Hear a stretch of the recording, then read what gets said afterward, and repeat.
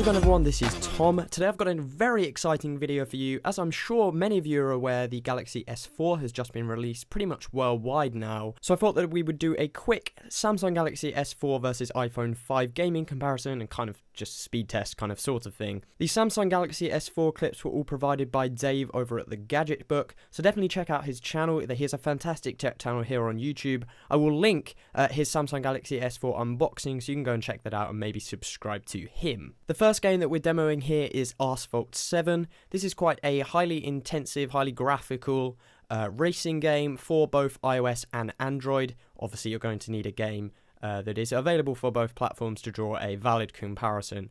And to be honest, you'll find that with both of these phones, they run these games pretty well. And that's the kind of limit that we've hit with smartphones now, is that any phone which can't is pretty much rubbish. So you'll basically see that detail and definition is all very good. However, with the Samsung Galaxy S4, it does have a 1080p display, which apparently looks a whole lot better than the iPhone 5s. So let's check a little look at the iPhone 5 gaming also on Asphalt 7. So over on the iPhone 5, you'll see that the story is more or less the same. The game looks crisp, it runs very smoothly without lag or kind of just jumping, drop frames and things like that. It all performs well, and you'd expect that with two very high-end smartphones like these two. Obviously, the Samsung Galaxy S4, I'm not 100% what the variation we're testing here. It might be an octa-core version or a quad-core, so it is a hell of a lot more powerful than the iPhone 5. I'm also going to do a Geekbench comparison at the end of this video, so stay tuned for that. And it does perform better, the S4, you would assume that it would anyway.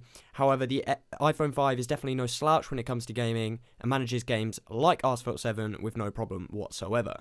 Next up we have Riptide GP. This is a go-to game that I use for testing device gaming performance due to the fact that it's just kind of very high quality. The rendering, there's a lot of rendering that needs to go on with this game. As you can see, you get kind of splashes on your screen. It's all very 3D. There's lots of detail in the background, so it's a good representation of how devices like this will perform in all-round circumstances. The S4 again performs no problem. It doesn't seem to lag or anything. Again, I've reiterated that you won't really experience much lag or stuttering on games like this with the Galaxy S4 or the iPhone 5. Let's switch over to the iPhone now and check out how it performs.